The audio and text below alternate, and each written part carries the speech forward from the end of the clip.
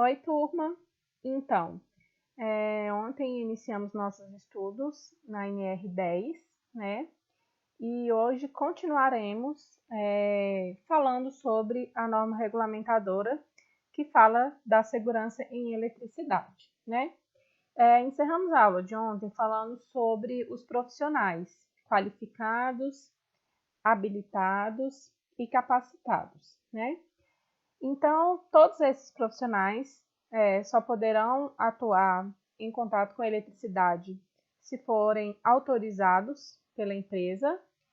E para que essa autorização aconteça, o profissional capacitado tem que receber uma capacitação pela própria empresa, por meio de um profissional habilitado, né? E o profissional habilitado, ele terá habilitação desde que ele tenha um curso de qualificação e um registro no órgão competente, tá bom? Então, conforme eu falei ontem, a gente tem que entender a diferença entre um profissional qualificado, habilitado e capacitado. Lembrando que todos esses trabalhos, né, mediante os riscos de eletricidade, tem que ser feito sob a supervisão de um profissional habilitado e autorizado pela própria empresa, tá? Bom, então a reciclagem ela vai acontecer anualmente e quando houver troca de função, mudança de empresa, porque a capacitação só vale para a empresa que o capacitou, inatividade superior a 3 meses, então é aquele colaborador que ficou ausente, né, da empresa por 3 meses, e quando houver mudança significativa dos métodos. Bom, a NR10, pessoal, então, a segurança em eletricidade, ela vai ser aplicada para situações de geração de energia, transmissão de energia e distribuição de energia, tá? Então, nessas 3 fases, precisará ser observados os requisitos da norma regulamentadora. Bom, então vamos ver o que a norma fala sobre a sinalização de segurança. Nas instalações e serviços em eletricidade, deve ser adotada a sinalização adequada de segurança, destinada à advertência e à identificação, obedecendo ao disposto na NRC 26, sinalização de segurança, de forma a atender, dentre outras, as situações a seguir. Então, a norma que fala sobre sinalização de segurança é a NR 26, porém, na NR 10, ela deixa bem claro que a sinalização ela tem que ser implementada para atender a identificação de circuitos elétricos. Então, a gente tem essa sinalização, essa placa amarela, o amarelo indica a advertência, né? Para poder advertir que ali há o risco de choque elétrico, né? Que ali existem partes vivas da instalação, né? Então, a identificação de circuitos elétricos. Também será utilizada a sinalização para indicar travamentos e bloqueios de dispositivos e sistemas de manobra e comando. Então, é onde a gente entende que o sistema está bloqueado, né? E eu devo sinalizar que esse sistema está bloqueado, que ali a gente tem um travamento da energia, da corrente elétrica. Também deve ser sinalizado restrições e impedimentos de acesso, né? Somente pessoas autorizadas deverão acessar. Deverá ser sinalizado ainda a delimitação de áreas. Então, mais na frente eu vou mostrar para vocês que a própria NR10 ela traz um desenho de onde deve ser delimitado a zona de risco, a zona controlada e o ponto energizado. Então, essas delimitações de áreas elas são definidas pela NR10. Deve ser sinalizado as áreas de circulação, de vias públicas, de veículos e de movimentação de cargas. A sinalização de impedimento de energização. Então, se eu tenho um circuito desligado, eu vou sinalizar que ali há um impedimento de energização. Caso esteja sendo feito uma manutenção, um reparo, e foi necessário desenergizar, né? Então, eu tenho que sinalizar que ali há um impedimento de energização, pois provavelmente tem pessoas expostas, né, ao risco de choque elétrico. E também, por fim, deve ser sinalizado a identificação de equipamento ou circuito impedido. né? Então, esses são os casos aí de sinalização obrigatória, né, dentro da NR10. Bom, então vamos ver as medidas de prevenção, né? Deve comprovar-se periodicamente se as proteções encontram-se em boas condições de funcionamento. O que seriam essas proteções?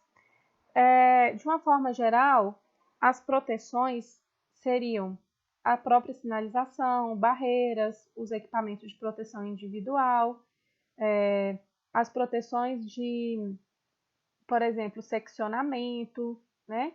Então, todas essas ações de prevenção ao risco de eletricidade têm que estar em boas condições de funcionamento. Devem ser desligadas depois de utilizadas ou quando se faz uma pausa no trabalho e não se deve puxar pelo cabo de utilização para desligar a ferramenta da tomada. Então, aqui são orientações bem básicas mesmo, né, sobre a prevenção com relação a choque elétrico. Ainda sobre as instalações, elas devem ser verificadas periodicamente por eletricistas qualificados que devem efetuar as reparações e manutenções necessárias. Qualquer aparelho que se suspeite apresentar algum problema é retirado de utilização e guardado num local seguro com a etiqueta não usar, enquanto aguardar ser revisado por pessoal qualificado. Quando a gente fala dessa segurança na utilização de aparelhos com relação à NR10, a gente lembra de alguns acidentes que podem acontecer em razão de um curto-circuito, por falta de manutenção e inspeção do próprio equipamento. Então, a gente tem incêndios, né, que acontecem em razão de curto-circuito em ar-condicionado, que deveria ter sido feita a manutenção e não estava em boas condições de funcionamento. A revisão periódica dos disjuntores diferenciais será realizada pelo pessoal responsável e, antes de serem limpos, regulados ou mantidos, as ferramentas e os equipamentos serão desligados da rede elétrica. Então, são as orientações gerais, né? Importante, é necessário colocar cartazes com informações sobre primeiros socorros junto dos locais com perigo de eletrocução. Então, pessoal, quando é feita a capacitação dos trabalhadores sobre a NR10, essa capacitação engloba também os primeiros socorros. Quando voltarmos, é claro, até as aulas presenciais, a gente vai fazer uma aula prática de primeiros socorros, principalmente voltado para a NR10, que serão primeiros socorros para riscos de queimadura, de parada cardíaca, né? Para que a gente tenha noções sobre o atendimento dos primeiros socorros. E aí, só um lembrete que a passagem da corrente elétrica pelo corpo humano pode produzir queimaduras graves e morte por asfixia ou ainda parada cardíaca. A gravidade dos efeitos e lesões depende da duração e intensidade da corrente. Então, pessoal, o contato com um marco elétrico, por exemplo, pode ocasionar em queimaduras graves, né, inclusive fatal, né? Sem contar que o impacto de um choque elétrico também pode provocar queda em altura e até mesmo parada cardíaca, dependendo da tensão ali da corrente elétrica, né? E por falar em tensão, então vamos ver, né, qual é a classificação que a NR10 traz de alta, baixa e extra baixa tensão. Então, a alta tensão é quando tem-se uma tensão, né, na corrente elétrica superior a 1000 volts em corrente alternada ou superior a 1500 volts em corrente contínua. Nesse caso, né, a gente tem o conceito de alta tensão. Né? A alta tensão a gente sabe que é um risco, né, muito maior, as consequências da lesão, né, serão muito maiores. Baixa tensão, né? O que é a baixa tensão? É uma tensão superior a 50 volts em corrente alternada ou 120 volts em corrente contínua ou igual ou inferior a 1000 volts em corrente alternada ou 1500 volts em corrente contínua. E a extra baixa tensão a gente também chama de tensão de segurança. Por quê? A extra baixa tensão ela vai ter, consequentemente, lesões menos graves, né? Muitas das vezes, quando não é possível desenergizar totalmente a corrente elétrica, uma das medidas de segurança é implementar a extra baixa tensão. E a extra baixa tensão é uma tensão não superior a 50 volts em corrente alternada ou 120 volts em corrente contínua. Em termos mais claros, né, é uma tensão inferior a 50 volts em corrente alternada ou uma tensão inferior a 120 volts em corrente contínua, tá? É claro que, se for possível desenergizar, desligar totalmente a corrente elétrica, essa vai ser a ação a ser adotada. Mas terá situações que isso não é possível. Então, quando não for possível totalmente o desligamento, a recomendação é que seja implementada a extra baixa tensão, porque caso aconteça o contato, né, um acidente, as lesões serão menos graves. Bom, então nesse quadro aqui é um quadro que a gente tem só para representar, né, a faixa de tensão elétrica. Em alta tensão, maior que 1000 volts em corrente alternada ou maior que 1500 volts em corrente contínua, né, o risco de arco elétrico. O arco elétrico, gente, nada mais é do que ondas caloríficas mesmo. Então, a gente tem ali o fogo em si, né? Então, realmente é um risco de queimaduras graves. A baixa tensão é entre 50 e 1000 volts em corrente alternada ou 120 e 1500 volts em corrente contínua, é o risco de choque elétrico. E a extra baixa tensão é o conceito de menor que 50 volts em corrente alternada ou menor que 120 volts em corrente contínua. Então, a gente tem um baixo risco, né? Um risco menor aí de lesões. E aí, vamos ver aqui, né, um item da NR10, um item muito importante da NR10.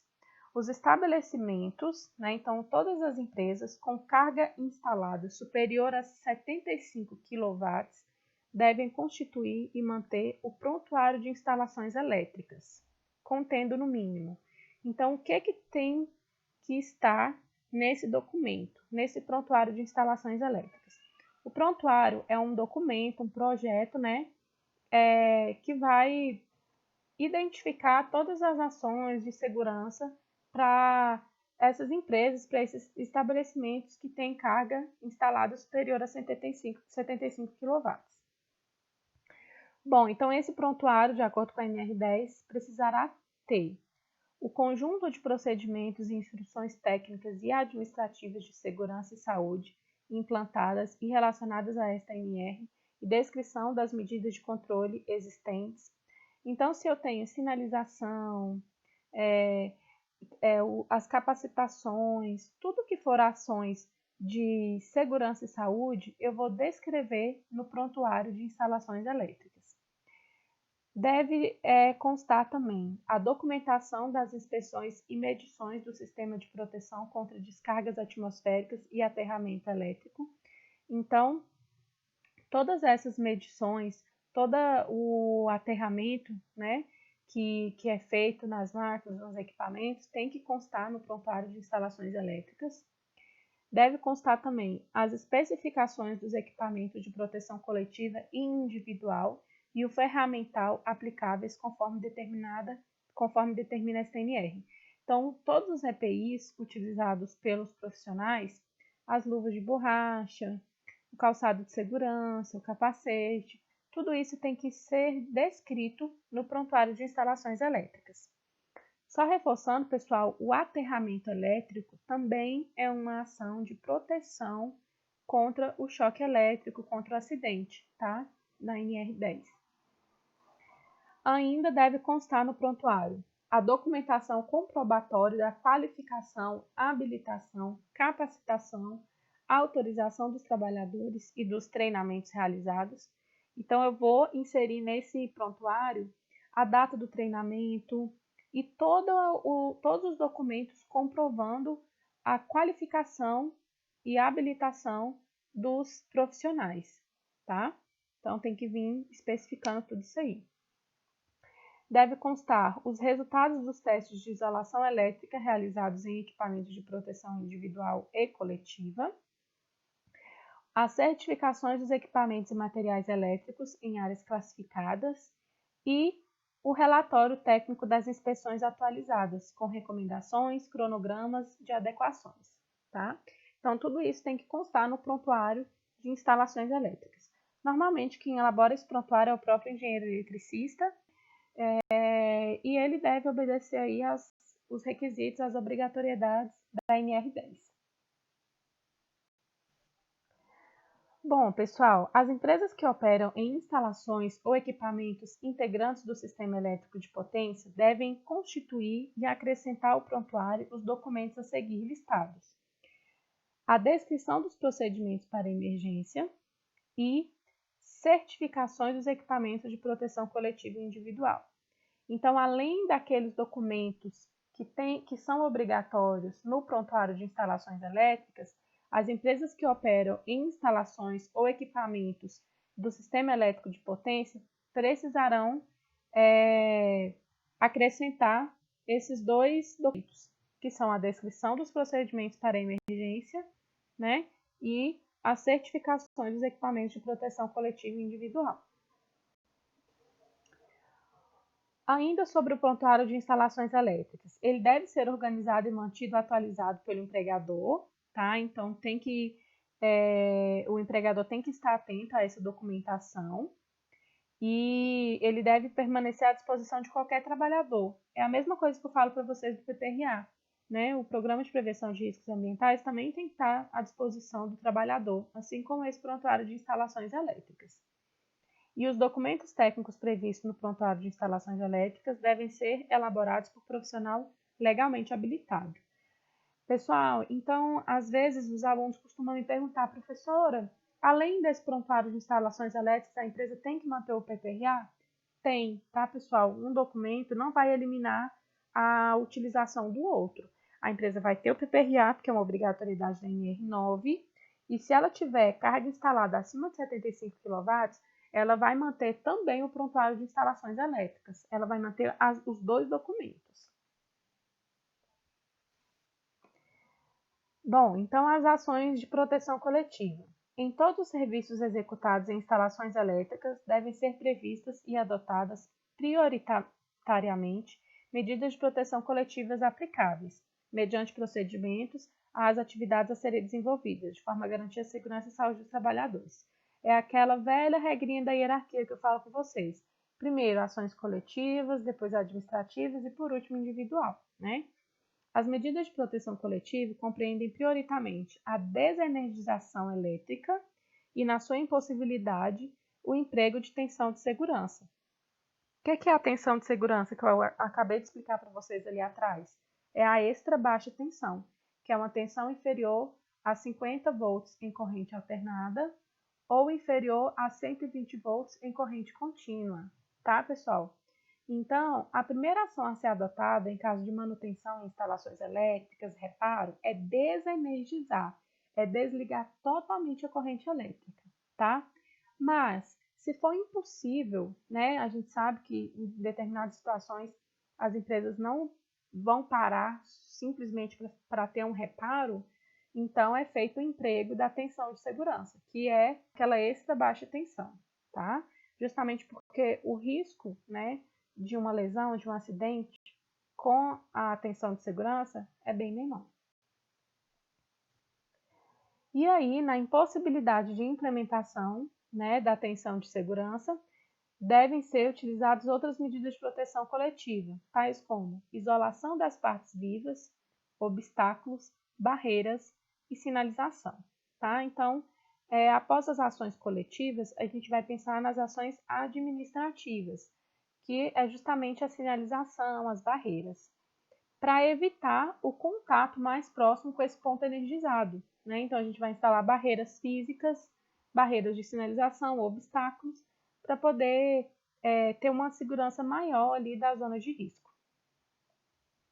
O aterramento das instalações elétricas deve ser executado conforme regulamentação estabelecida pelos órgãos competentes e, na ausência desta, deve atender às normas internacionais vigentes.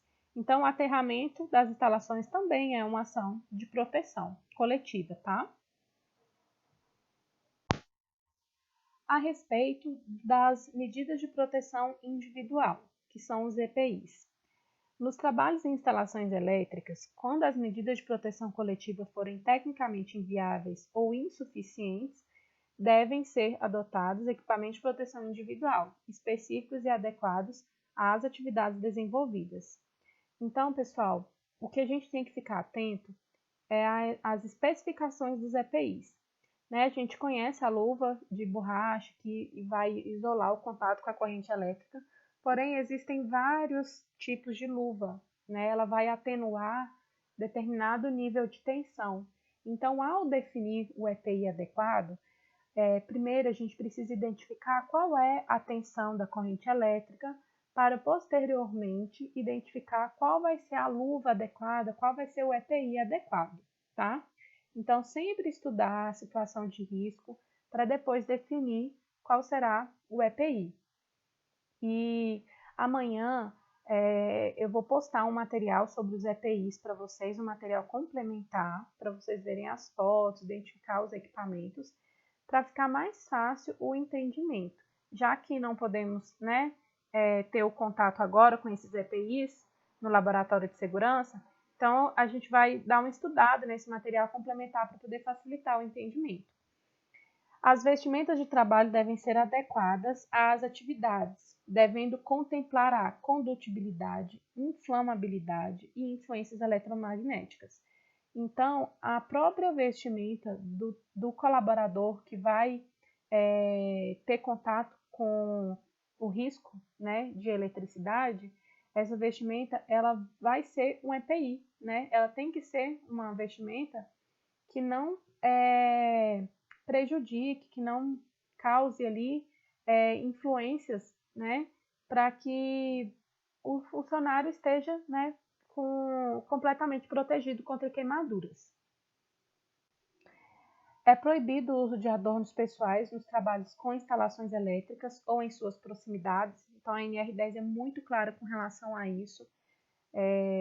A gente não pode permitir de forma alguma, como somos praticamente fiscais, né, da empresa, nós profissionais da área da segurança temos que vedar o uso de adornos, justamente porque esses adornos podem conduzir, né, à eletricidade. Bom, sobre a segurança em projetos. É obrigatório que os projetos de instalações elétricas especifiquem dispositivos de desligamento de circuitos que possuam recursos para impedimento de reenergização, para sinalização de advertência com indicação de condição operativa.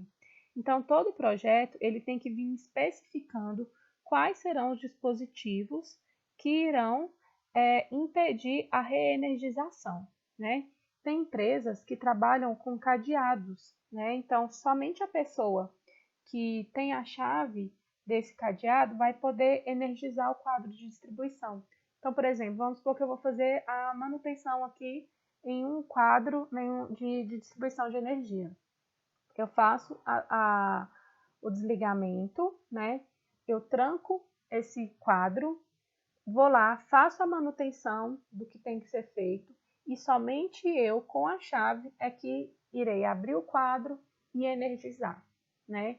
Então, é uma ação aí de proteção. Todas essas ações, né, de impedimento de reenergização terão que ser definidas no projeto. O projeto de instalações elétricas deve considerar o espaço seguro quanto ao dimensionamento e à localização de seus componentes e as influências externas, quando da operação e da realização de serviços de construção e manutenção. Então, pessoal, para atividades em instalações elétricas, deve ser garantida ao trabalhador iluminação adequada e uma postura de trabalho segura, conforme a NR17, que fala da ergonomia, né? Porque se a gente não tem uma iluminação adequada e postura, isso pode colaborar para um cansaço e um possível acidente de trabalho. Bom, então, pessoal, esse aqui é um dos itens mais importantes da NR10, né, que a gente precisa obedecer. O estado de instalação desenergizada deve ser mantido até a autorização para a reenergização. Então, se eu estou fazendo uma manutenção e eu desliguei a corrente elétrica, essa reenergização só ocorrerá mediante uma autorização, tá? E essa reenergização, ela tem que obedecer uma sequência, que é o que traz esse item da NR10. Primeiro, tem que haver a retirada das ferramentas, utensílios e equipamentos do local. Depois, retirar da zona controlada todos os trabalhadores não envolvidos no processo de reenergização. Então, qualquer pessoa que seja da limpeza, que seja de qualquer outro setor, a gente vai tirar ali da zona controlada. Remover o aterramento temporário, remover a sinalização de impedimento de reenergização e destravamento se houver, e religação dos dispositivos de seccionamento. Então, para que eu possa reenergizar, né, eu tenho que respeitar essa ordem, eu tenho que respeitar essa sequência de procedimentos, tá? É um item muito importante aí dentro da NR10 e a gente vai resolver questões sobre isso. As medidas constantes nas alíneas apresentadas anteriormente podem ser alteradas, substituídas, ampliadas ou eliminadas em função das peculiaridades de cada situação. O que é isso? Um profissional legalmente habilitado, ele pode alterar essa ordem, essa exigência da NR10. Só que ele só vai fazer isso se for um profissional habilitado e se ele tiver uma justificativa técnica formalizada, tá? Então, somente um profissional habilitado e com uma justificativa técnica para poder alterar essa sequência aí, né, dos itens de segurança para reenergização. E os trabalhadores com atividades não relacionadas às instalações elétricas desenvolvidas em zona livre e na vizinhança da zona controlada devem ser instruídos formalmente de forma a avaliar seus possíveis riscos e adotar as precauções cabíveis. Né? Então, os trabalhadores que não estiverem diretamente ligados, né, às instalações elétricas, ele vai ser instruído, né, sobre como avaliar esses riscos. Não somente quem tem contato, mas quem trabalha de forma indireta também tem que receber esses treinamentos, tá, pessoal? Bom, então esse aqui é a imagem que eu falei para vocês que a própria NR10 traz para a gente, para poder sinalizar o distanciamento seguro, né, da zona de risco, zona controlada do risco de corrente elétrica, né, de acidentes. Então, esse ponto aí é o que a gente chama de ponto energizado. Então, é onde a gente tem o risco, é onde a gente tem a corrente elétrica, né? O risco de eletricidade. No primeiro raio, né, do ponto energizado, a gente tem a zona de risco, né? Então, nessa zona de risco, só irá trabalhar profissionais autorizados pela empresa. Eu não posso ter dentro dessa zona de risco, deixa eu sinalizar aqui para vocês.